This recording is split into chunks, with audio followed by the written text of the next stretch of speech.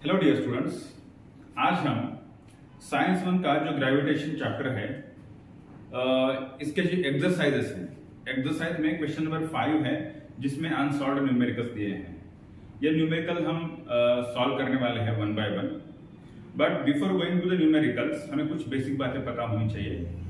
So will discuss those basic things first, और उसकी वजह से हमें न्यूमेरिकल सॉल्व करना एकदम आसान हो जाएगा। ठीक है, चलो सो लेट्स स्टार्ट।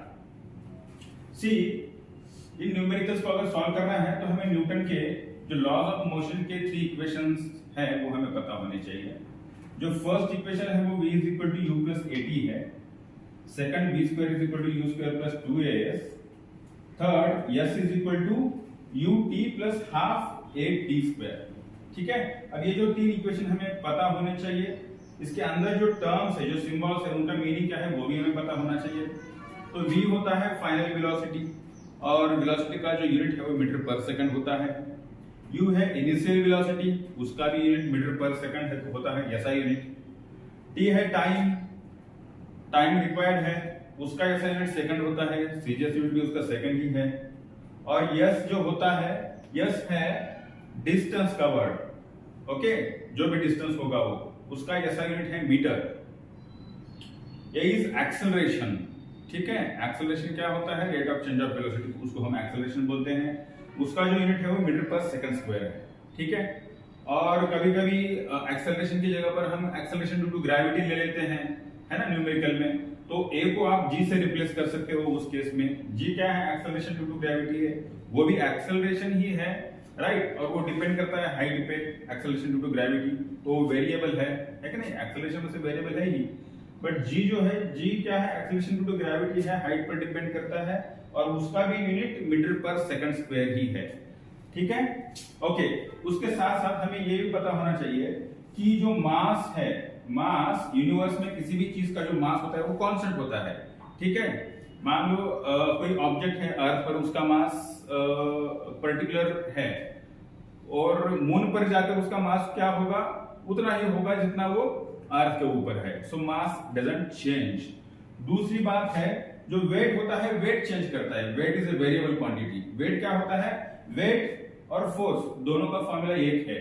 क्या है? वेट को हम W से या फिर F इज द फोर्स। इसका फॉर्मूला क्या है फोर्स का? Mass into acceleration due to gravity होता है, तो वही वेट का भी फॉर्मूला है। So weight can be equal to mass into acceleration due to gravity, या फिर force is equal to mass into acceleration due to gravity. दोनों का फॉर्मूला क्या है? एक ही है। तो वेट वेरिएबल क्यों हो सकता है? मास तो कांस्टेंट है, लेकिन g वेरिएबल है कि नहीं?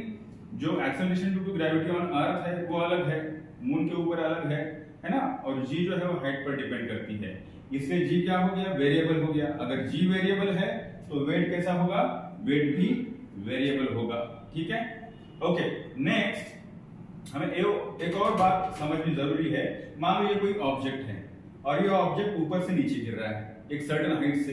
तो जिस हाइट से वो गिरेगा, उसकी जो इनिशियल वेलोसिटी होगी, जिसको हम u से रिप्रेजेंट करते हैं, that u will be equal to 0 metre per second, है ना?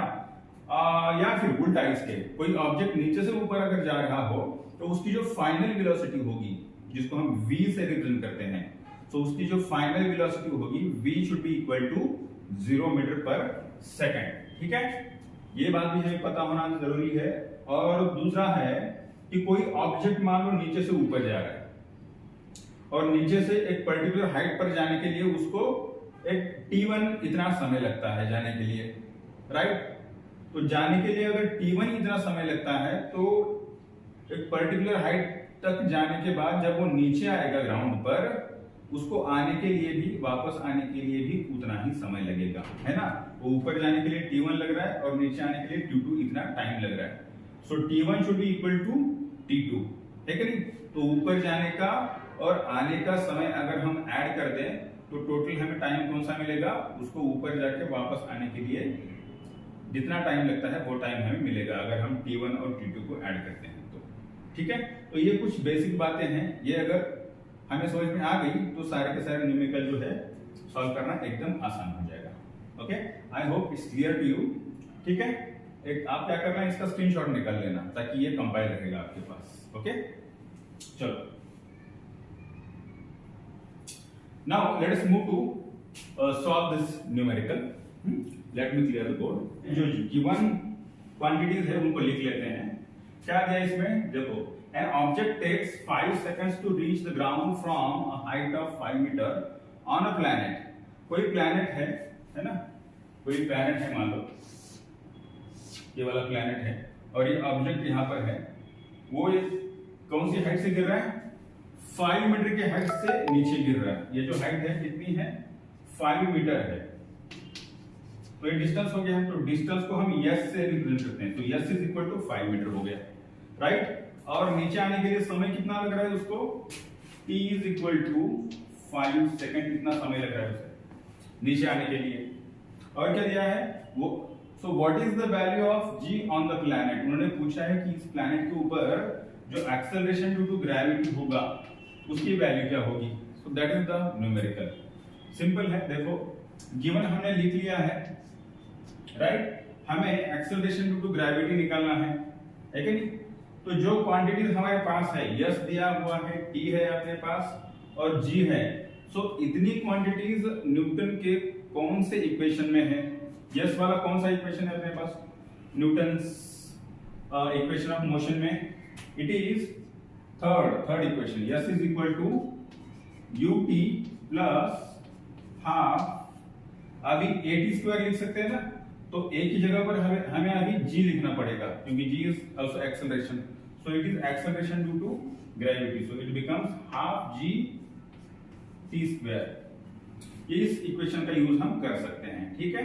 चलो यस की वैल्यू हमें दी है, कितनी है? 5 मीटर है।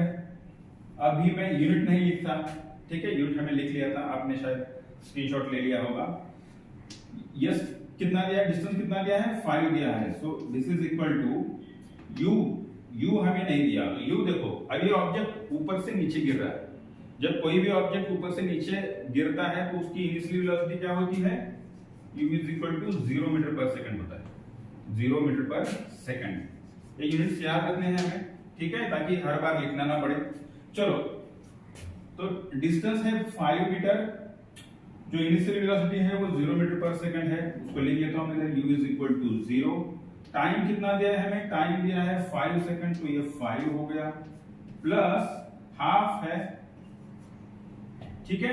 g की वैल्यू हमें निकालनी है, तो g मैं थोड़ा सा लास्ट में लिखता हूं। t हमें दिया है 5 सेकंड है, राइट। तो 5 का इधर स्क्वायर करना होगा, t स्क्वायर है, और g को मैं इधर लास्ट में लिख देता हूं ऐसे, ठीक है। चलो सिंपल कैलकुलेशन कर लो। 5 है इधर, 0 इंटू 5 0 होता है, प्लस 5 का स्क्वायर 25 होता है, तो 25 डिवाइडेड बाय 2 हो जाएगा, मल्टीप्लाइड बाय g है। चलो ये जो टर्म है 25 बाय 2, इसको अगर हम इधर लेके आते हैं तो क्या हो जाएगा? ये तो टर्म गायब हो जाएगा, 0 है, ठीक है। इसको अगर हम इधर लेके आते हैं तो क्या होता है? 2 इधर मल्टीप्लिकेशन में आ जाएगा। So this becomes 5 multiplied by 2 divided by 25 is equal to g, right.